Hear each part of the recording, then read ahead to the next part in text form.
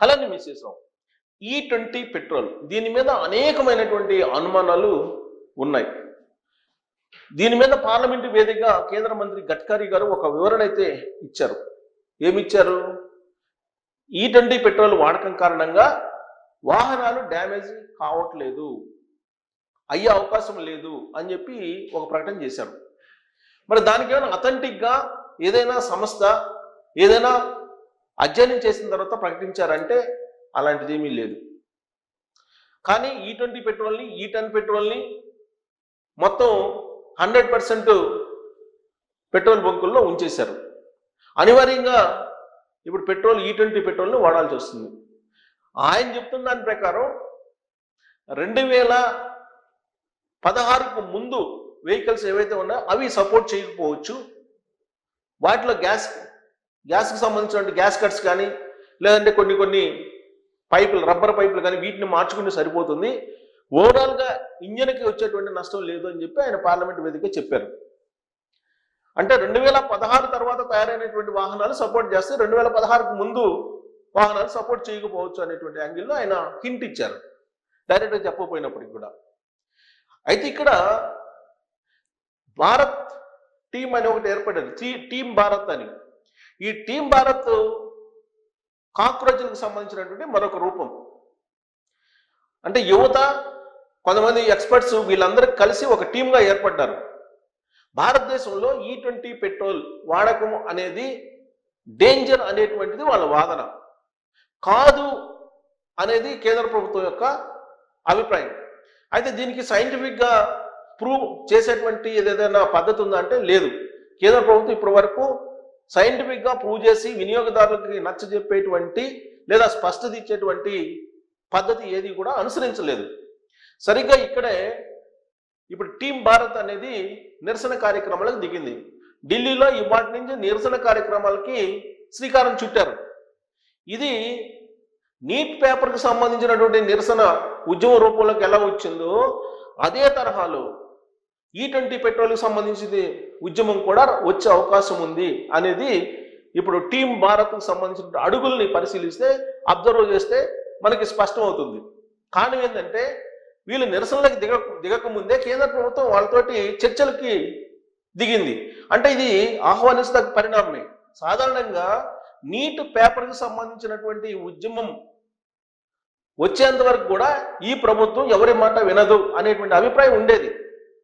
కానీ ఈ ప్రభుత్వం ప్రజాస్వామ్యతంగా నిరసన చేసేటువంటి వాళ్ళు కానీ, ఆందోళన చేసేటువంటి వాళ్ళు కానీ, ధర్నాలు చేసేటువంటి వాళ్ళని కానీ, ఉద్యమాలు చేసేటువంటి వాళ్ళని కానీ పిలిచి మాట్లాడుతుంది అనేటువంటి అభిప్రాయం నీట్ పేపర్ లీక్కి సంబంధించినటువంటి ఉద్యమం సందర్భంగా తేలింది.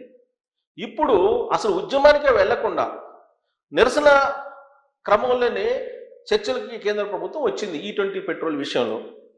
అంటే E20 పెట్రోల్ ఎఫెక్ట్ చాలామంది వినియోగదారులు చవిచూస్తూ ఉన్నారు. దాదాపుగా 20 కోట్ల 2 వీలర్స్ ఉన్నాయి భారతదేశంలో, 3 కోట్ల 4 వీలర్స్ అంటే కార్లు ఉన్నాయి. ఈ 2 వీలర్స్ కానీ లేదా కార్లు కానీ ఇవన్నీ కూడా E20 పెట్రోల్ని ఇప్పుడు వాడుతూ ఉన్నాయి. ఖచ్చితంగా అనివార్యంగా వాడాల్సి వస్తుంది. చాలా సందర్భాల్లో రిపేర్లు వస్తున్నాయి, చెడిపోతున్నాయి అనేటువంటి ఆరోపణలు వస్తూ ఉన్నాయి. అంతేకాదు ఈ మధ్య ఒక కోర్టు కూడా కంపెనీకి జరిమానా విధించింది భారీగా.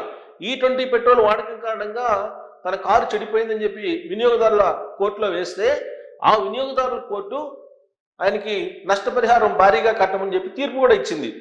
మరొక ట్విస్ట్ ఏంటంటే E20 పెట్రోల్ కారణంగా మీ ఇంజన్ చెడిపోతే మేము ఇన్సూరెన్స్ ఇవ్వము అని కొన్ని ఇన్సూరెన్స్ కంపెనీలు చెప్తూ ఉన్నాయి. కారణం ఏంటి? ఇన్సూరెన్స్ చేయించుకుంది పెట్రోల్ వాడక కారులకైనా, మేము E20 పెట్రోల్ వాడకానికి కాదని చెప్పి మెలిక పెడుతూ ఉన్నాయి. ఇవన్నీ కూడా ప్రాథమికంగా వస్తున్నటువంటి కొన్ని అభ్యంతరాలు. వీటిని నివృత్తి చేయకుండా కేంద్ర ప్రభుత్వం ఎకాఎకిన E20 పెట్రోల్ని ఇంట్రొడ్యూస్ చేసింది.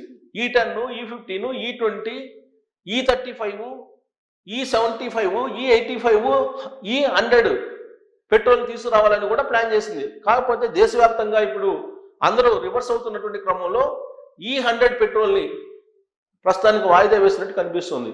లేదంటే ఫ్లెక్సీ ఫ్యూయల్ పేరుతోటి మారుతి వ్యాగనార్ని లాంచ్ చేసింది. అంటే ఫ్లెక్సీ ఫ్యూయల్ ఏంటంటే 100% ఇథనాల్ పెట్రోల్ని వినియోగించేటువంటి కారు.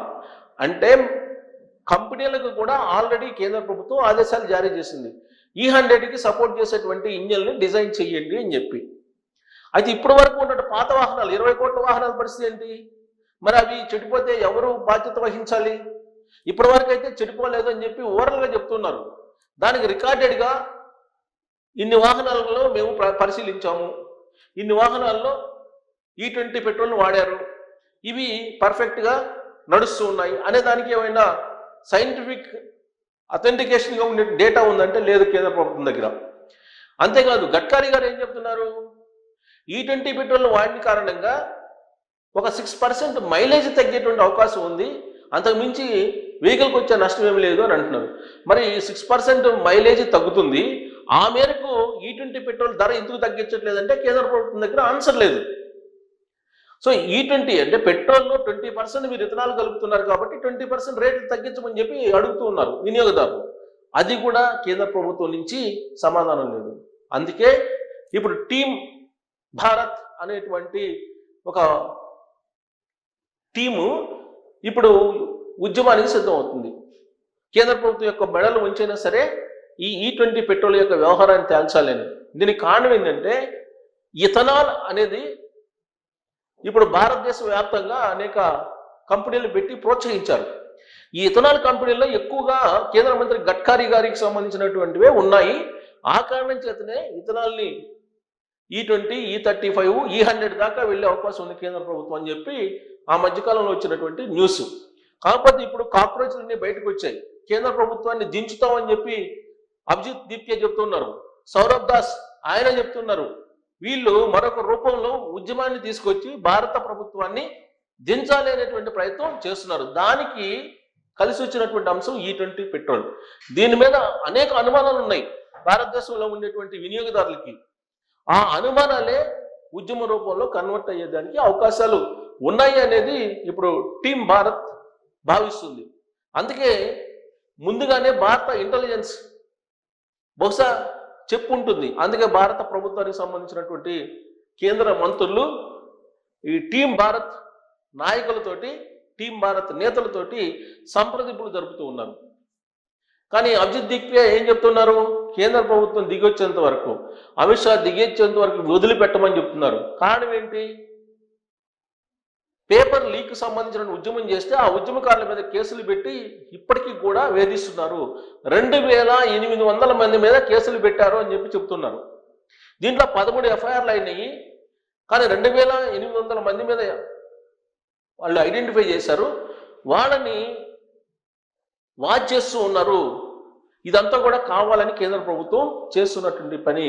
ఇలా చేస్తే రాబోయేటువంటి రోజుల్లో కాక్రోచ్లు మరింత ఉధృతంగా ఉద్యమాన్ని చేసి భారత ప్రభుత్వాన్ని, నరేంద్ర మోడీ గారి ప్రభుత్వాన్ని కూల్ చేస్తామని చెప్పి ఇప్పుడు రంగంలోకి దిగుతూ E20 పెట్రోల్ వద్దు, E20 పెట్రోల్ ఒకవేళ మీరు అమ్మాలనుకుంటే దానికి సంబంధించిన ప్రత్యేకమైనటువంటి ఒక పెట్రోల్ బంకుల్లో ఒక భాగాన్ని విభజించండి, అలాగే సహజ petrol, pure petrol, 100% pure petrol మరొక భాగాన్ని పెట్టండి అంటున్నారు. ఆల్రెడీ కొన్ని పెట్రోల్ బంకుల్లో ఇప్పటికే మీకు ఇథనాల్ లేనటువంటి ప్యూర్ 100% పెట్రోల్ కావాలంటే లీటర్ ఎంతో తెలుసా? 165 రూపాయలు. లీటర్ 165 రూపాయలకి ఇథనాల్ లేనటువంటి పెట్రోల్ని అమ్ముతున్నారు. ఇథనాల్ పెట్రోల్ని 115 రూపాయలకి హైదరాబాద్లో అమ్ముతున్నారు. అంటే దాదాపుగా 40 రూపాయలు తేడా ఉంది. ఇది ప్యూర్ పెట్రోల్ గాను ఇథనాల్ పెట్రోల్కి. ఇక్కడే కరెక్ట్గా అధ్యయనం చేసింది టీమ్ భారత్. ఇప్పుడు కేంద్ర ప్రభుత్వం మీద ఒత్తిడి తీసుకొస్తుంది. బహుశా రేపో మాపో దీని మీద ఒక క్లారిటీ వచ్చే అవకాశం ఉంది. ఒకవేళ దాని మీద కేంద్ర ప్రభుత్వం క్లారిటీ ఇవ్వకపోతే ఉద్యమానికి టీమ్ భారత్ సిద్ధమవుతుంది. సో పేపర్ లీక్ సందర్భంగా వచ్చినటువంటి ఉద్యమం తరహాలో ఇప్పుడు ఈ E20 పెట్రోల్, ఇథనాల్ పెట్రోల్కి సంబంధించినటువంటి మంటలు ఢిల్లీలో ప్రారంభమై దేశవ్యాప్తంగా ఈ మంటలు ఒకవేళ కనుక చెలరేగితే భారత ప్రభుత్వం యొక్క పరిస్థితి ఏంటి అనే దాని మీద మీరు కామెంట్ చేయొచ్చు. Thank you.